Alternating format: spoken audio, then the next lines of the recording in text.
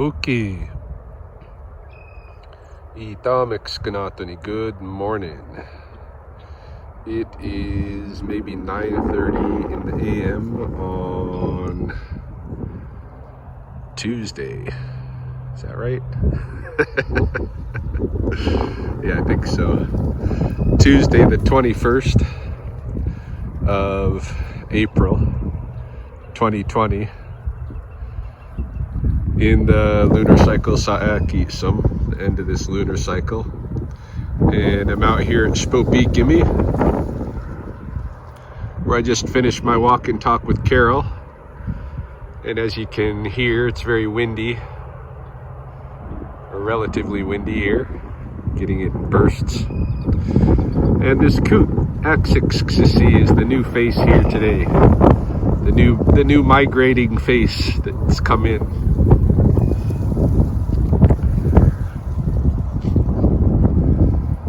This pond, when I first started studying here, had 3 coot couples who would nest. One at the south end, one about mid-pond, and one right here, basically where this dock is, where I'm standing. And ever since they put in this dock, the coot couples haven't been around. So I kind of blame the installment of this dock on them not nesting here anymore, because when you mess up even one coot couple, it messes up all the rests, because they're kind of, when they're gonna prepare to make their nests, they have orgies, and so the whole group of them come together, and I don't think anybody knows who's dad, you know, in the coot community.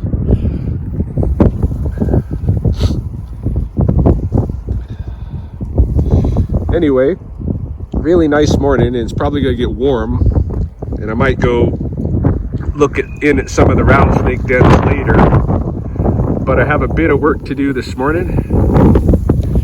Going to go out and check one property where the resident is interested in maybe installing rattlesnake proofing, and then I've got to go I think first I'll go set up a raccoon trap at one of my clients' places. He's a repeat client and Facebook friend at this point. But he says somebody's been dancing on his roof every morning about 4 a.m. I'm suspecting that he's got a raccoon issue, so we'll go check that out. Off in that direction is a porcupine trap that hasn't been hitting. It's been there for months now, so I'm going to pick that one up and use that for the raccoon. And then we'll go look at the snake property. So yeah, a little bit of activity here this morning. Oh yeah, and I've got to stop by the studio, grab the laptops, and bring those over to Sspopiikimi proper. A few errands to run. Let's go take care of them.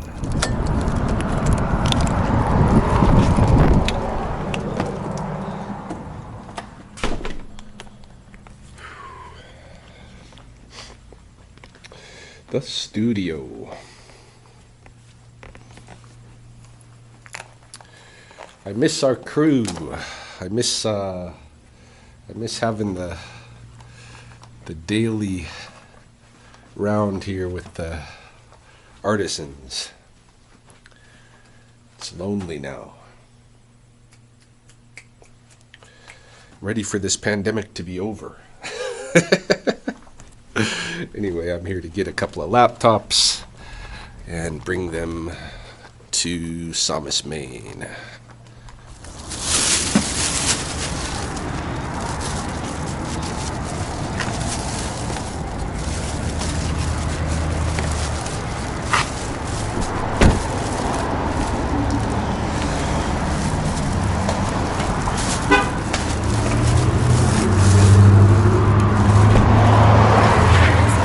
Hey. You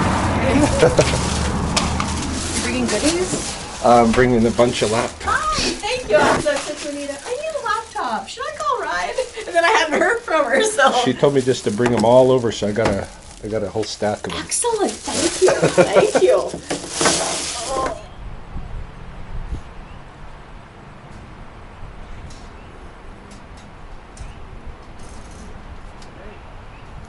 Hey, Lynn.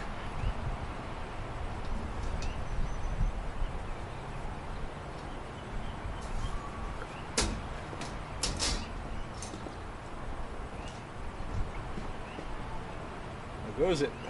Good. So I want you to come and have a look at this before you get everything set up. Okay. Please. Yeah, for sure. What's that, an egg? Yeah. Raw egg. So I'm sure you're familiar with what scat is. Yeah. You got a scat sample for me? Are you afraid of heights? No. So we're going to go up on the roof and I'll show you. I think I found some this morning. Cool. Let's take a look.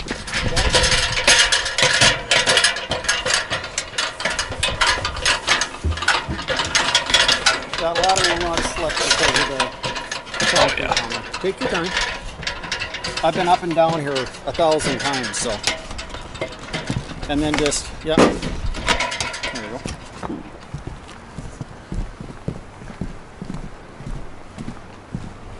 You got your chimneys closed up, Yep. so he's not into that.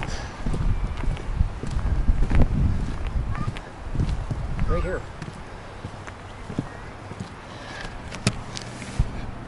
That's got to be scat. Hmm.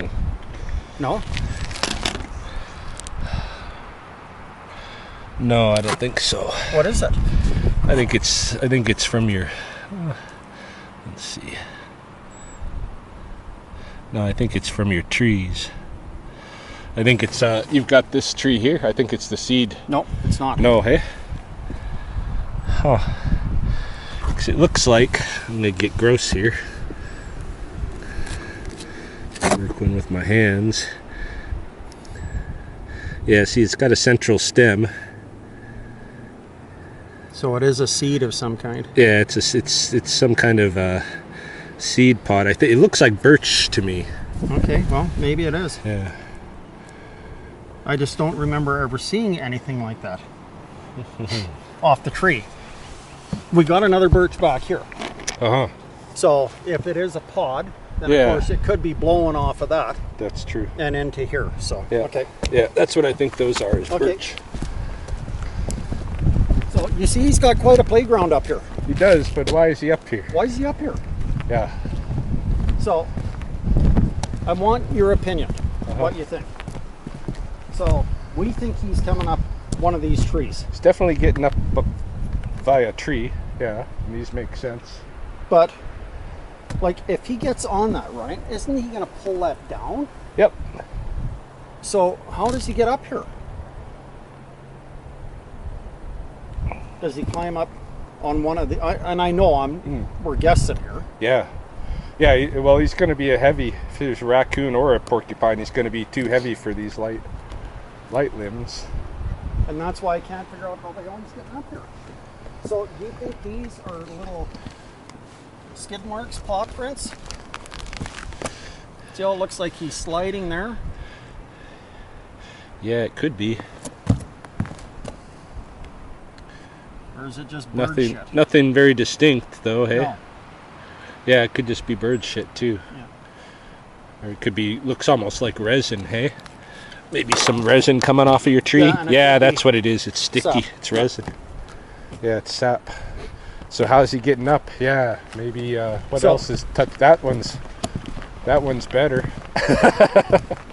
But why is the little shit over here? Because our bedroom is right there. Oh yeah, he's running around. Oh, he's having a heyday up here.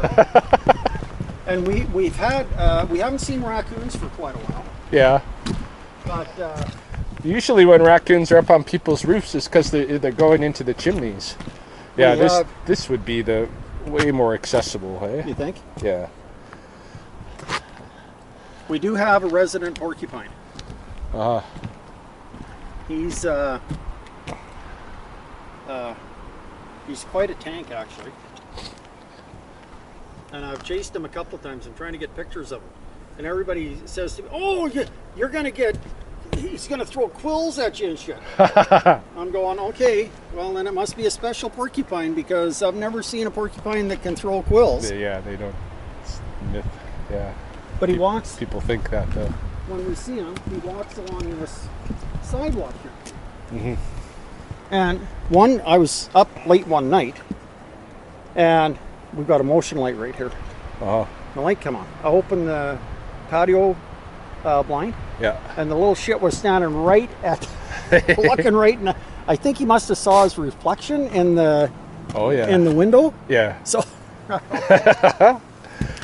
You know, I might even have a camera trap in the back. If I do, we could set a camera trap up here and just see exactly who it is. We can still set the trap too, you know. okay. But if it's a porcupine, the chances of it going in the trap are really slim.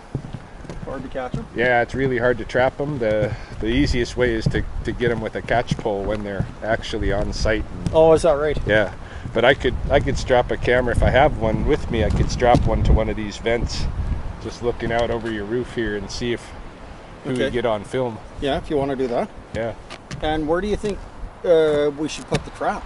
at the base of the tree. At that one? Yeah, You think? Yeah, You Yeah. think that's a more likely candidate than these? I suspect so. Because, like I say, you know, I mean, how much does a raccoon weigh or a porcupine? They can be heavy, like 30 pounds. Right. Yeah. So I mean, if somebody is on a branch and he's that heavy, it's Yeah. just gonna, especially that far out, Yeah. Yeah. it's gonna just sag down. Yeah, that's why this seems very unlikely here for him to be able And to I mean, get same up. thing with that. I mean, it's really extended Yeah. when he gets out that far. Yeah. Okay. Yeah, no, I would guess he's coming up the other tree, but we can find out.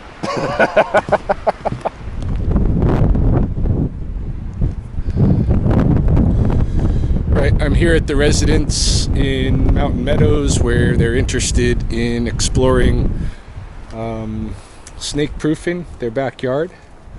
So I don't think the resident's home. I messaged her, she said she'd be just on the way, but I'm gonna kind of scope out a little bit here. What is the situation, the present fencing situation?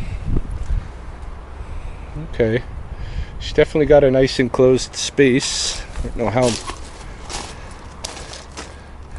really large it is, but it seems pretty large. It's gonna take a lot of mesh to go around this property, but it's doable. We'll see what she has to say when she gets here. How are you? Good. Let's go around the back this way. Yeah, I kind of back there just a minute ago Okay. and see what it looks like. Got a nice big space to work with. Yes. Couple of good dogs, eh? Yeah. Oh, and they love it back here. We just moved in not too long ago. After you? So you starting to get busy already? No, not really busy, but today there's been a little bit of this and that. Yeah. The snakes are coming out, but they're not like really roaming yet or anything. I wouldn't expect snake calls for probably a couple of weeks. Yeah. Yeah. So you were saying that you had some calls around this area last year? Yeah, I just started getting calls here last year, so They're coming. there's definitely a snake population here. Yeah. I know, they're just across the river at Morris Crows, so if they're there, they're here as well. Yeah, for sure. Oh, sorry, it's a little muddy. Oh, no, it's okay. So, all right, so I don't know what you know about the snake proofing, but All I know is that they say you have to go 6 inches under. yeah, you should go. So I've hopped over to the Riverstone subdivision and exploring their coulees a little bit. Gonna check out a couple of snake dens that I know of and maybe scout out a little bit for some others that I don't know yet. One of the things that I need to do probably is get around Hobson and figure out where the snakes who were camping there by that big crag where I've forever been dropping snakes off, where they've moved to. That's Tobias's den, so it'd be good to know where they've moved, if they've moved. They're not coming out of the hibernacula there, at least not in any significant numbers like they used to, probably because of the development that's happened there, but also because of the land slippage. So in any case, gonna enjoy the warm weather today. Windy but warm. We'll see if we can find some snakes. Check it out. This is a situation where there's two color morphs of the cowpath tiger beetle mating on the trail, as typical. I've been waiting to see these guys, these tiger beetles. They usually don't allow you to get this close, but they're busy, they're preoccupied. I've also seen a little bit of moss phlox moss phlox along the trail. I'll show you some of that in bloom when I get a good patch of it. No mucinian yet, no yellow violets yet, and I'm sure crocuses are up somewhere, but not here. Probably at Cottonwood Park. I spoke too soon. There is one lone, pitiful looking prairie crocus here in Riverstone. Thus far, anyway. Looking pretty sad, but at the same time, Sspopiikimi, still among the living, you know? How much more can we ask?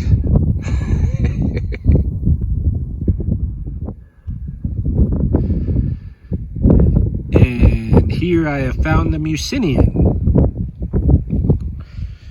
Couple of examples of mucinian. Try to munch on one of these. Wild parsley stems. Oh yeah. Parsley-ish. Not in bloom yet, but they will be flowering yellow pretty soon, all along the worn trails. You know, I was just thinking, why is it called the cowpath tiger beetle? Shouldn't it be called the buffalo trail tiger beetle? Isn't that more realistic for where we are in its evolution?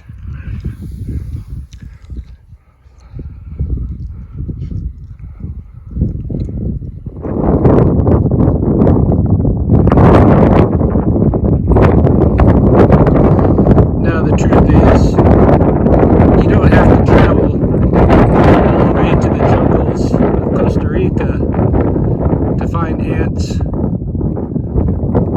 doing some cool ant stuff. Even here in Alberta, if you've got a trained eye, you can see that the ants have a path. They have a pathway that they've created.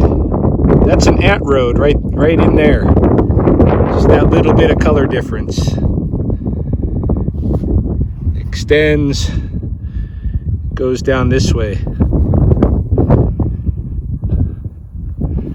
Yeah, they might not be carrying big leaves and all of that. But if you watch, you will see them carrying insects, different things they're going to eat. Like this guy right here is carrying an insect he's going to eat or use as food for the babies. No doubt the actual hive that he belongs to, he's a Western Thatcher, he's off this way because that's the direction that he's carrying the goods.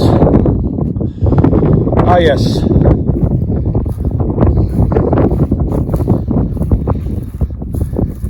here we are, the hive. live proper.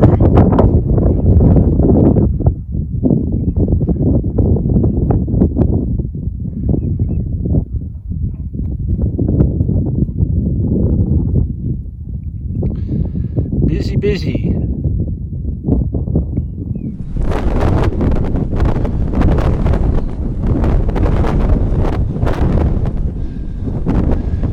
This is the den area that I found entirely covered up the other day, and I trenched it out a little bit with my snake hook. I think maybe some snakes have passed out of there since then, because you see here there's a bit of shed skin that wasn't there the other day when I cleaned it out. So by opening it up did allow snakes to escape, which I'm glad to see. The actual like molestation of the den itself has been reported to Fish and Wildlife, and they are going to have an investigation, because it is oh, look at this black widow.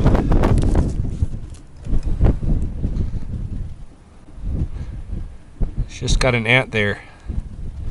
It's a young girl. I'm gonna see if I can get it on my oh, she's taking off. Hopefully that caught her on this camera good enough and in focus.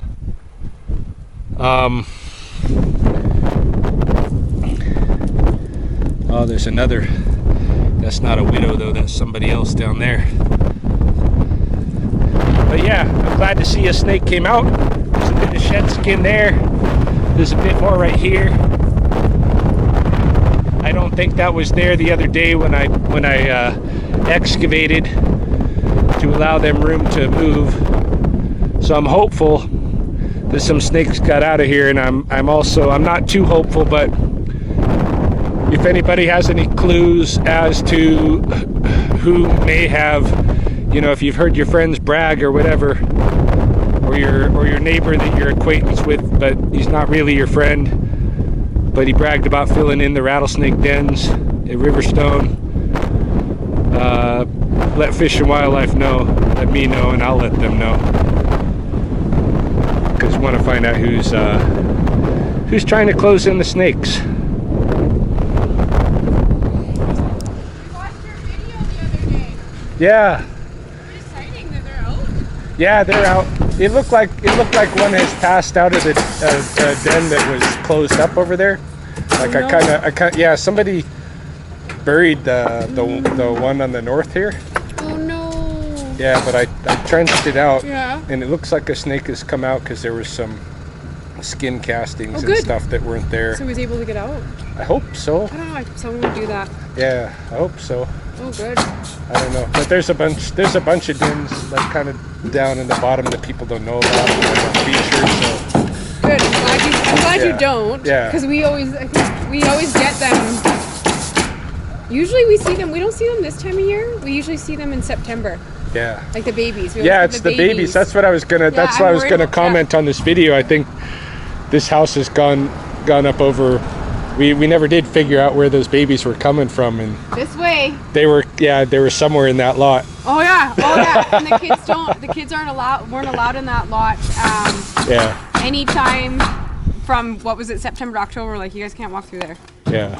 But yeah, like how many babies did we had across here? And A bunch. Yeah. Yeah, a Tons. bunch. Yeah. And I picked one up a couple of them up in the backyard of the houses back there too. Yeah, because we usually get a phone call. They're like, "Go take Indy out," because Indy's usually in the backyard. They're like, "Get Indy in the house," and Yeah. they never show up in our backyard, but So always for our front sure, yard. for sure, there was a little rookery over here where they were being born. Hopefully, they belong to a den that's down there. But Hopefully, and Yeah. it'll be interesting now, like you said, with this house going up. Where are they gonna end up now? yeah, You know? we'll find out this summer. It's gonna be lots of questions this summer.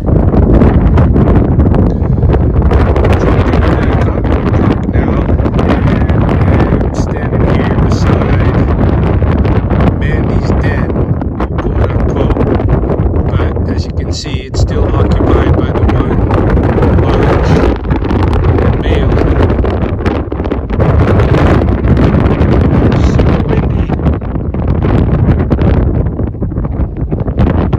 It's crazy. He doesn't even recognize realize I'm here.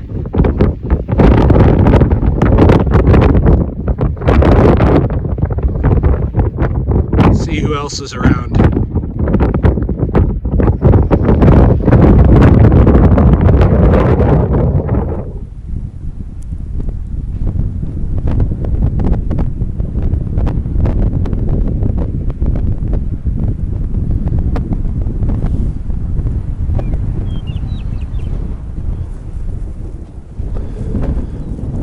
Just here by the artificial den,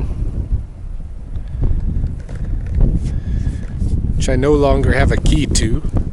I think mine might have been the only key, but yeah, I'll have to get the lock cut off of here and get a new lock put on. But mine is in Costa Rica somewhere. Yeah, I know that there are populations of snakes on this slope, although their exact den site I'm unsure of. It's an old coyote den down there. I haven't checked that out since they moved last year, but I wouldn't doubt if somebody has established themselves there. We should poke around there, but in a minute. First I want to go down here and look at the artificial den from the outside, at least see if there are any visible reptile inhabitants.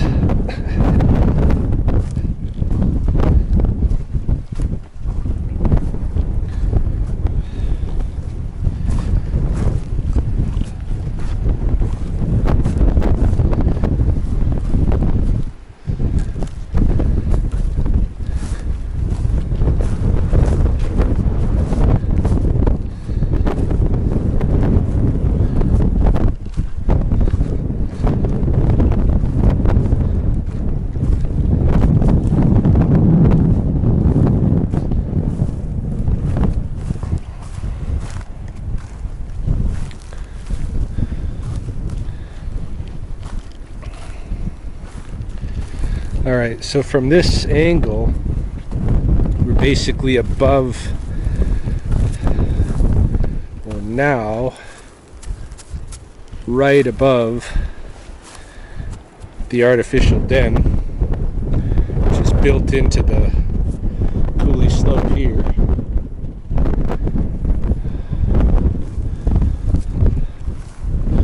And that was the product of a research project to see whether you could basically lock a rattlesnake into an artificial den or some kind of a den for a season or for a year and see if they would stick to it and return to it. Because normally if you move a rattlesnake and you move them out of their home territory, research has shown that that causes a problem there. They spend the rest of the season kind of looking for home turf, usually unsuccessfully, and often die in the process. The mortality rate is high. It's down at this end we have the rookery where snakes have babies, and if you're ever down in this park, be very, very careful in here, because snakes love to come down into this skunk brush and sit in here during the summer season. Now there haven't been any, or many I should say, in the past year or so, because there was a predator attack on the rookery. They pretty much cleaned out the mamas that were using it that year and their babies. I'm not seeing anybody here.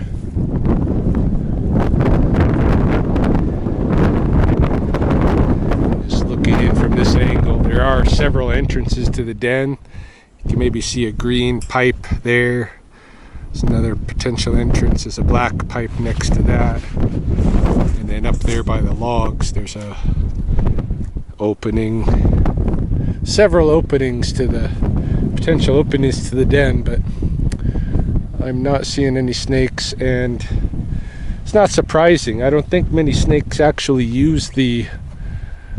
I'm not saying that none do. There might be a couple still using the artificial den, but in the past few years I haven't seen any. Haven't noticed any using going into it in fall or coming out this time of year. But I do think there are enough dens all along through Cottonwood Park here that the snakes can still make use of this rookery just fine without making use of the den necessarily. Check this out. This is that moss phlox I was talking about earlier in Riverstone. It's blooming here in Cottonwood Park. No yellow yet. Bullberries, golden bean, yellow violets. Oh, I shouldn't say no yellow. There was a little yellow, tiny little ground mustard at Sspopiikimi this morning that was in bloom. Yeah, I remember that. I was meaning to get film of that, and I never did. Anyway, the season is coming.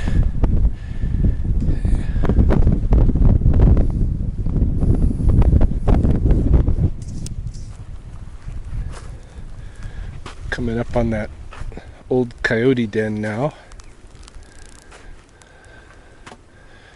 Last year there was pups in here. Mama moved them. It's possible she's using it again this year. There's enough wear and tear around here in the soft dirt to suggest activity here at the den. Huh. Yeah, I wouldn't doubt if there was a coyote in there, or if she's not in there now.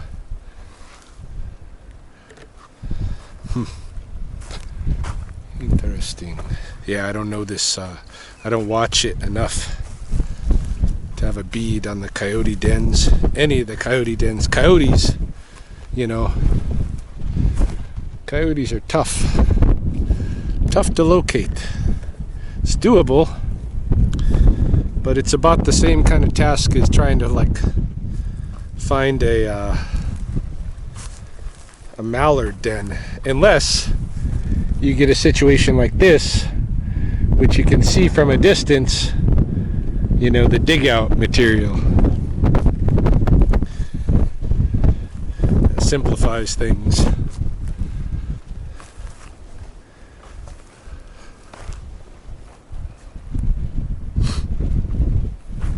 Let's go look for some more snakes.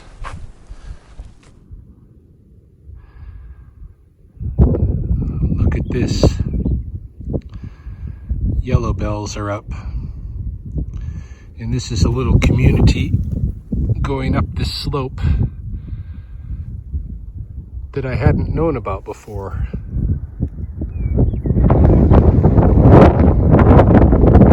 I know where there are other yellowbell communities in this park and in other Lethbridge parks, but they are fairly rare because they're delicate,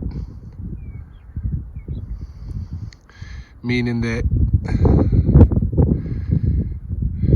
you can have an impact on them fairly easily. And primarily, the way that impact goes is because somebody learns that these are edibles, which is something to kind of be concerned about in the present context, because I'm sure there are a lot of people looking up information about local edibles and this kind of thing. Yellow bell root bulbs are absolutely edible. They're a nice kind of lily bulb type of a thing. They got the consistency of a puffed rice, but they have a kind of a cool packet that it's enclosed in, and it's a nice tasting little bulb. But if you harvest too many, or many, from a community, you can do that community in really quick. So this is one of the plants that you should not harvest in any kind of significant quantity. This is just a little bit of a treat that you could give yourself maybe once a season. But I don't. There's just not enough of them around that I would actually harvest them. Even if they look, you know, fairly prolific in a little area like this. In general, they're not. They've been over harvested in the past, and it is what it is. Yellow bells.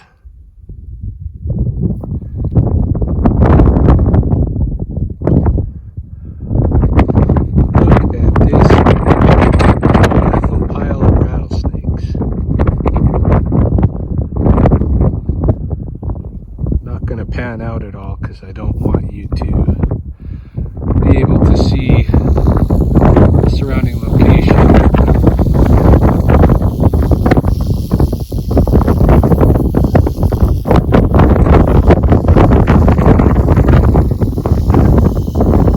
There's probably a dozen snakes right here,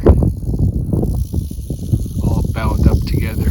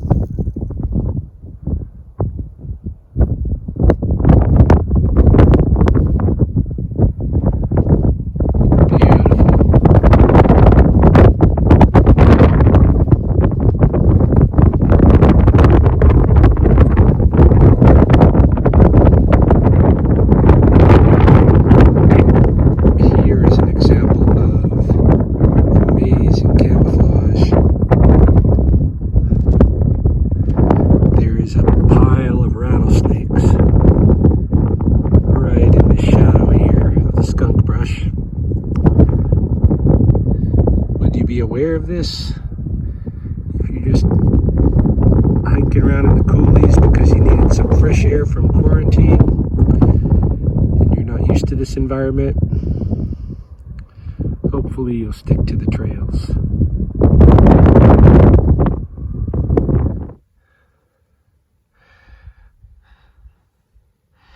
Check out this velvet ant.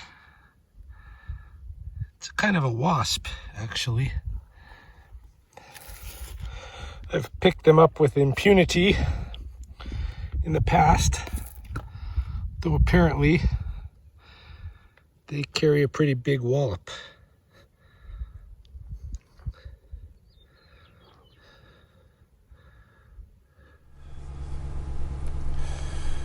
Back to the vehicle and to cell signal, and it turns out while I was down in Cottonwood here, somebody sent me a message through Facebook letting me know that there is a big grass fire going on at Sspopiikimi. It's apparently not accessible right now, like fire people are turning people away, but I'm gonna kind of roll up maybe into the Heritage Heights neighborhood and see whether or not I can get a look at it from above or something like that.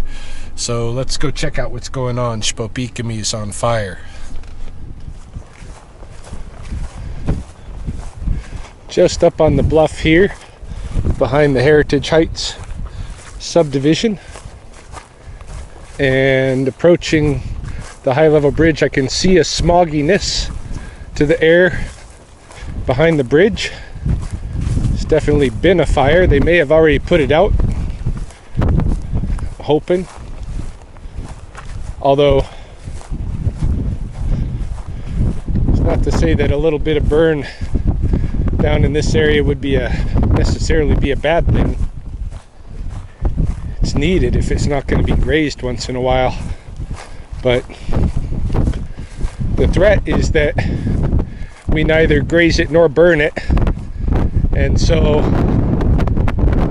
it becomes fodder for crazy wildfires that are out of control, like this. Look at that, the owlwood. The owlwood just has smoke coming out of it.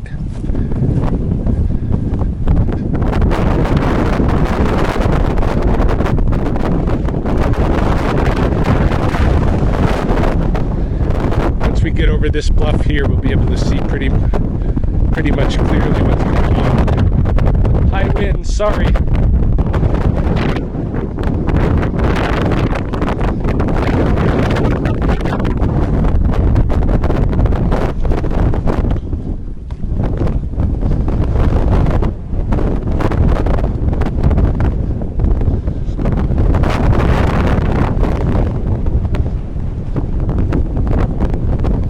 Oh, the whole wet meadows burned.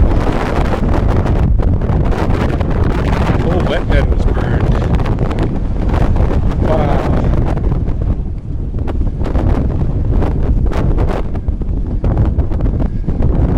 And then through the forest main.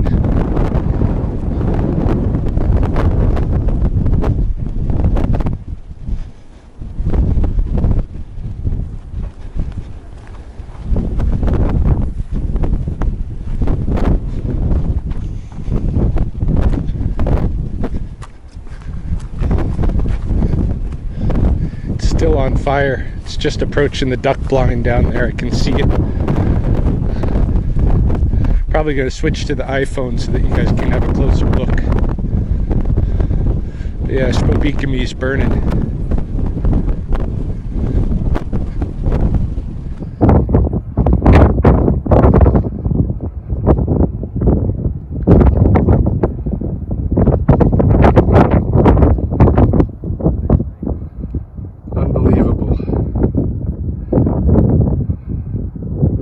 Just walked through there this morning with Carol.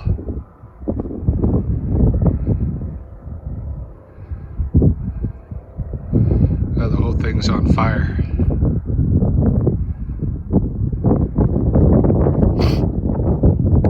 Yeah, you can see over this way, the fire department has the whole access over there on Bridge Drive closed off. But it's kind of like an island out here. They're probably hoping that it'll just play itself out. Although I can see they're back at North Pond, back behind North Pond to pinch it off in case it heads that way. Wow.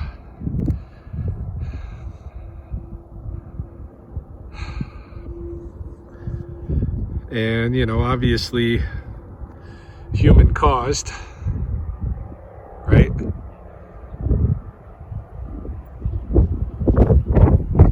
But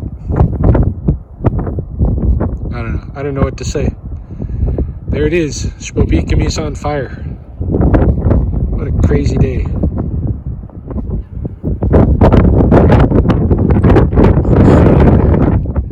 And there's a crowd gathering. Starting to gather here, overlooking the scene.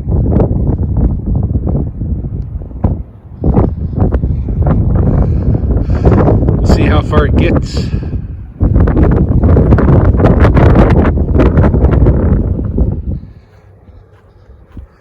Just walking down here to this point to take the view from there, although it's not particularly better, I don't think.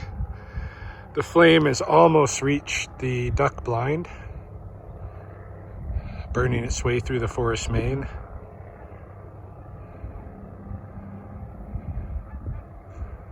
Some of the geese are headed out. It's a good thing the mallard nests weren't set yet, but this is going to be probably a little bit of an impediment for them, although not necessarily. They can still use the coulee slopes. Check out this goose. This goose over here. Goose is standing on the top of the ridge, just like the people up this way watching the scene.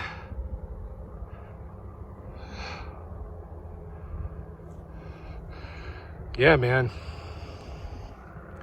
Sspopiikimi burns. Can't believe it.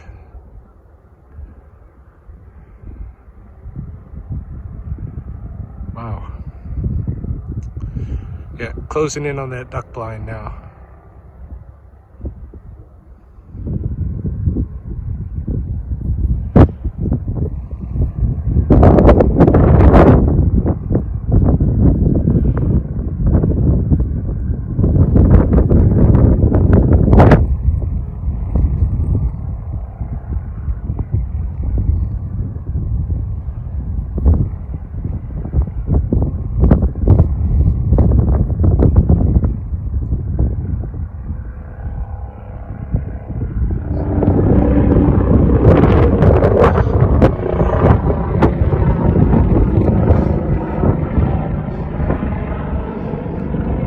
Don't see helicopters around here too often.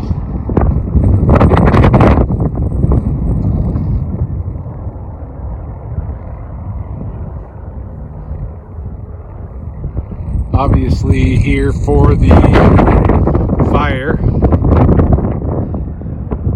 Just circling right above it. I wonder if he's going to drop anything.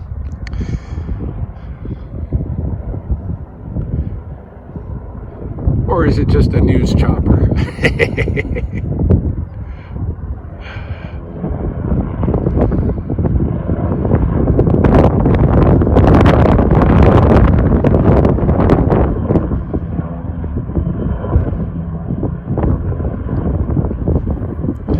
So this helicopter turns out to actually be helping the fire, or helping put out the fire. It is gathering big balloons full of water, passing over the edge of the flame and dumping it there.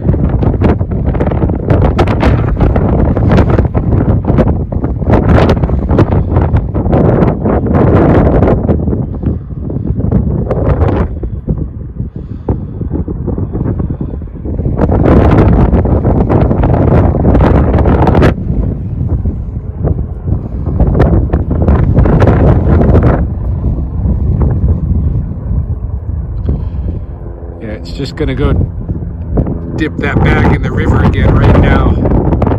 Not gonna be able to see it because it's kind of behind the smoke.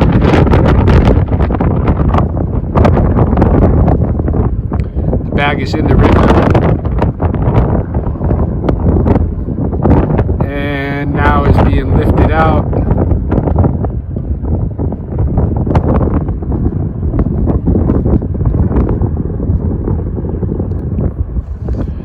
Bring it over here and drop off another load.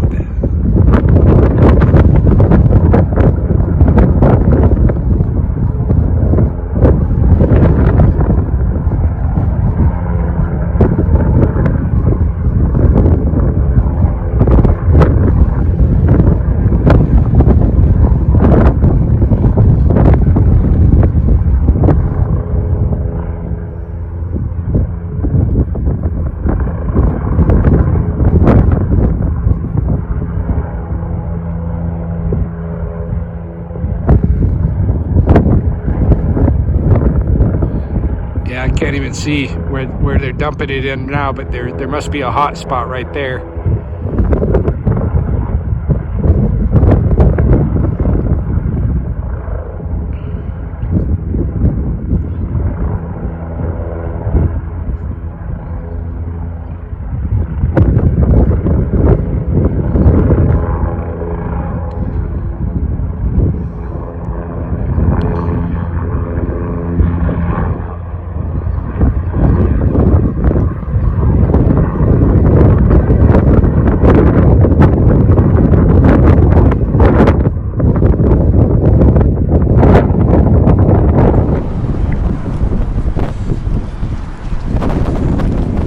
thought I'd come to the other side of the river here to get another perspective.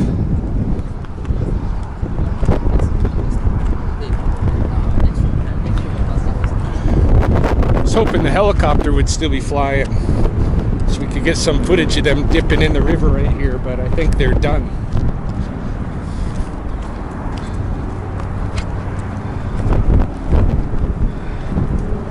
Smells like smoke.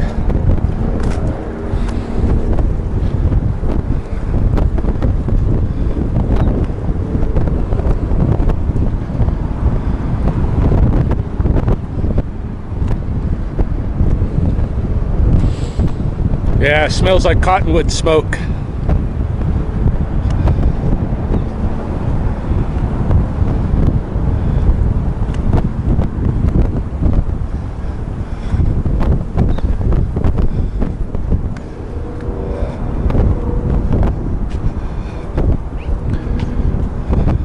There's a truck up here.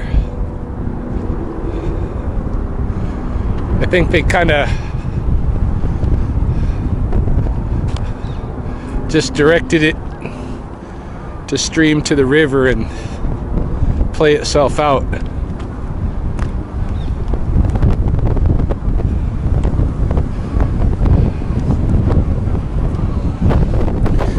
All right, well, we'll see how it looks in the morning.